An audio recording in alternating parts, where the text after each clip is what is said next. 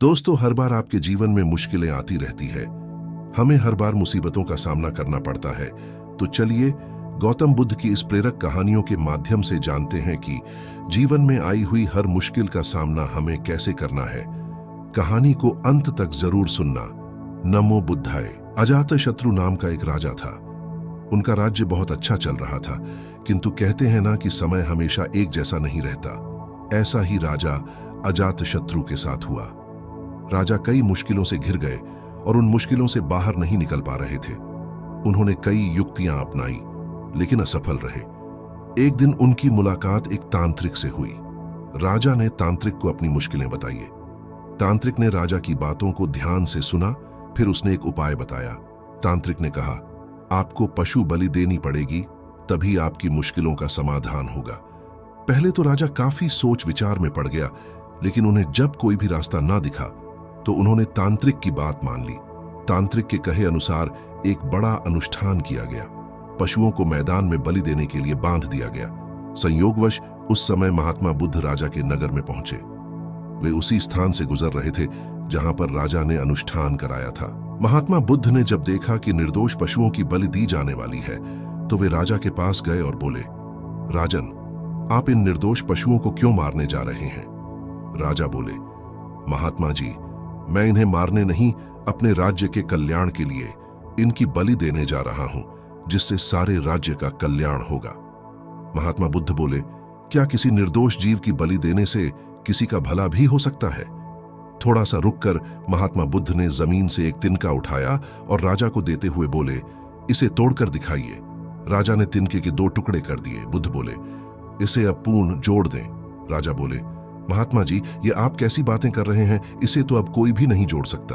तब बुद्ध राजा को समझाते हुए बोले, राजन, जिस प्रकार इस तिनके के टूट जाने के बाद आप इसे नहीं जोड़ सकते, ठीक उसी प्रकार जब आप इन पशुओं की बलि देंगे तो यह निर्दोष जीव आपके कारण मृत्यु को प्राप्त होंगे और इन्हें आप दोबारा जिंदा नहीं कर सकते, बल्कि इनके मरने के बाद आपको जीव हत्या का दोष लगेगा और आपकी मुश्किल है कम होने के बजाय और भी कहीं अधिक बढ़ जाएंगी, क्योंकि किसी भी निर्दोष जीव को मारकर कोई भी व्यक्ति खुशी नहीं प्राप्त कर सकता।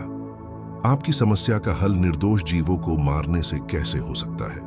आप राजा हैं, आपको सोच विचार कर निर्णय लेना चाहिए। अगर आप सच में अपनी मुश्किलों का हल चाहते हैं तो दिमाग से काम लीजिए। मुश्किलें तो आती जाती रहती हैं, यही जिंदगी का सच है। निर्दोष को मारने से समस्याएं नहीं समाप्त होंगी, बल्कि उसका हल आपको बुद्धि से ही निकालना होगा। बुद्ध की बात सुनकर अजातशत्रु उनके चरणों में गिर पड़े और अपनी भूल की क्षमा मांगने लगे। अजातशत्रु ने ऐलान कर दिया कि अब से उनके राज्य में किसी निर्दोष जीव की हत्या नहीं की जाएगी। दोस्तों, चलिए हमारी दूसरी कहानी की तरफ। एक समय महात्मा बुद्ध को शहर के एक व्यापारी ने अपने घर भोजन के लिए आमंत्रित किया। बुद्ध जब उसके घर पहुंचे तो व्यापारी के पड़ोस के बहुत से लोग बुद्ध से भेंट के लिए आए।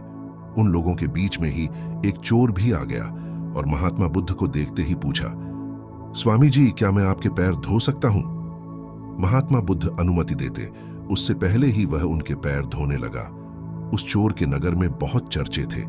नगरवासी उसे पापी दुष्ट कहते थे। जब वह चोर महात्मा बुद्ध के चरण धो रहा था तो वहां आए लोगों ने मन ही मन सोचा कि महात्मा बुद्ध उस चोर को अभी दूर हटने को कह देंगे, लेकिन ऐसा नहीं हुआ और वह चोर महात्मा बुद्ध के पैर धोकर वहां से चुपचाप चला गया। एक व्यापारी ने महात्मा बुद्ध से पूछा, स्वामी जी, आप जानते हैं कि वह व्यक्ति कौन था? महात्मा बुद्ध ने कहा, नहीं नहीं, मैं नहीं जानता कि वह व्यक्ति कौन था, लेकिन जो भी था उसमें श्रद्धा बहुत थी। व्यापारी कहने लगा, वह व्यक्ति एक चोर था। उस व्यक्ति से नगर के सभी लोग घृणा करते हैं और मैं भी, क्योंकि वह इस नगर का बदनाम चोर है। वह लोगों के ईमानदारी से कमाए हुए धन को चुरा कर ले जाता है। महात्मा बुद्ध ने वहां आए सभी लोगों से और उस व्यापारी से एक सवाल किया।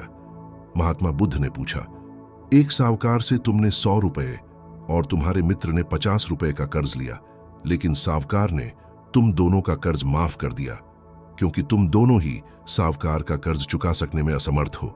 यह देख वहां खड़ा तीसरा व्यक्ति दोनों में से किसे अच्छा कहेगा, साहूकार को या उन कर्जदारों को जिन्होंने साहूकार से कर्ज लिया था?